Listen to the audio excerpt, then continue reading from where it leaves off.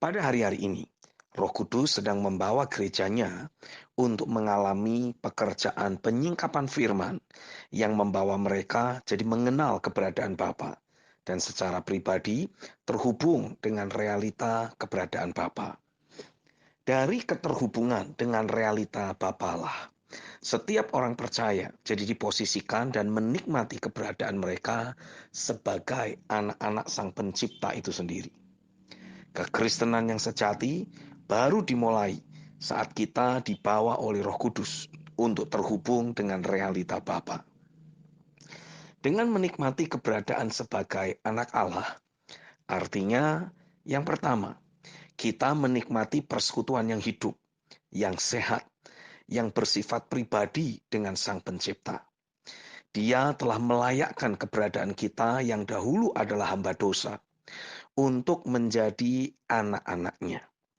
Kita dilayakkan untuk memanggil dia dengan panggilan Bapa. Suatu panggilan kekeluargaan yang memiliki makna kedekatan, kehangatan, kesayangan, serta keintiman.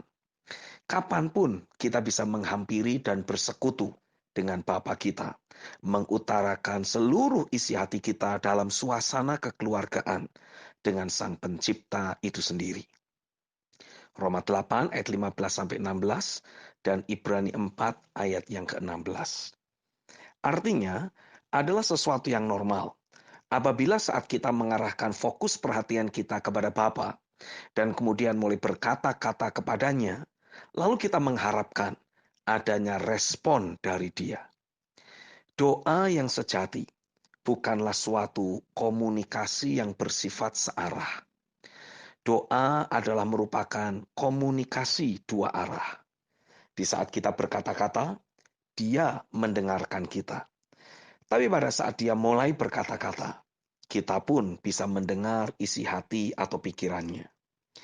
Jadi, mulailah mengharapkan untuk terjadinya komunikasi dua arah dengan Bapa. Ini waktunya untuk kita mulai menikmati dimensi doa dan persekutuan dengan Bapa dalam takaran yang lebih mendalam. Yang kedua, kita menikmati kehidupan sehari-hari yang sepenuhnya bebas dari berbagai tuduhan, rasa bersalah, rasa tidak layak, beban berat, letih lesu, atau berbagai konflik batin dan berbagai pengaruh emosi negatif lainnya. Roma 8 ayat 1-2 dan Matius 11 ayat yang ke-28. Roh Kudus membawa manusia roh kita untuk terhubung dengan realitas sorga dan bisa menikmati keseharian dalam pengayoman, pemeliharaan, dan penyediaan yang sudah Bapa persiapkan bagi kita dalam alam roh. Efesus 1 ayat yang ketiga. Sukacita, damai sejahtera, dan roh yang berkemenangan menjadi atmosfer sehari-hari yang terus melingkupi batin atau kehidupan kita. Bahkan ketika kita sedang lengah dan musuh berhasil menaburkan benih-benih pemikiran ataupun perasaan negatif ke dalam batin kita, maka hanya dengan berkata-kata kita bisa mengubah pemikiran dan emosi negatif tersebut menjadi energi positif dalam hidup kita. Jadi, jangan pernah menganggap bahwa karena kita baru mengalami 1-2 peristiwa buruk, maka adalah wajar jika kemudian emosi kita juga menjadi negatif. Sesungguhnya, realita hadirat Tuhan dalam hidup kita adalah sama seperti sistem imun bagi tubuh kita. Dalam beraktivitas di kehidupan sehari-hari, sebetulnya kita terus berinteraksi dengan ada banyak virus dan bakteri. Tapi karena sistem kekebalan tubuh atau sistem imun yang kita miliki cukup bagus atau kuat, maka semua virus dan bakteri tersebut jadi tidak berpengaruh atas diri kita. Demikian pula jika level realita hadirat Tuhan dalam batin kita sedang ada dalam kondisi puncak.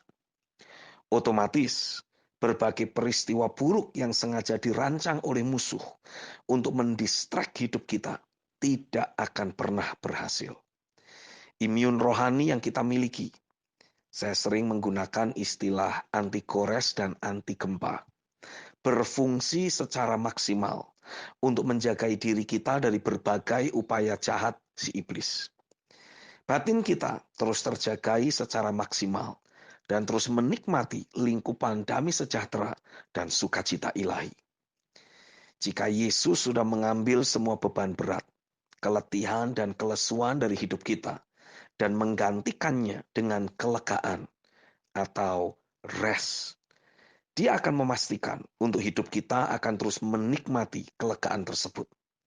Harapkanlah Roh Kudus-Nya untuk terus bekerja dalam batin kita dan memastikan kita menikmati realitas sorga dalam dunia ini. Amin. Kekasih Tuhan, message ini masih akan berlanjut lagi besok.